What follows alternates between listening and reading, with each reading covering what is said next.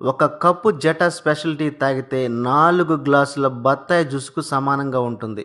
ఇది తేయాకు మొక్క మొదటి పైభాగంలో ఉన్న లేత చిగురు ఆకులతో మాత్రమే తయారవుతుంది. అయితే టీలో 2 రకాలున్నాయి. ఒకటి లీఫ్ టీ, రెండవది డస్ట్ టీ. లీఫ్ టీ అనేది లేత చిగురు ఆకులను ఎండబెట్టి పొడి చేసి తయారు చేస్తారు. మన జటా స్పెషల్ టీ కూడా ఈ లేత చిగురు ఆకులతో ఎండబెట్టి పొడి చేసిందే. ఇంకా తేయాకులో 3 రకాల ఆకులు ఉన్నాయి. మొదటిది చిగురాకు, రెండవది మిడిల్ ఆకు, మూడవది ముదురాకు. ఈ చిగురాకు నుంచి టీ పొడి తయారు చేస్తారు.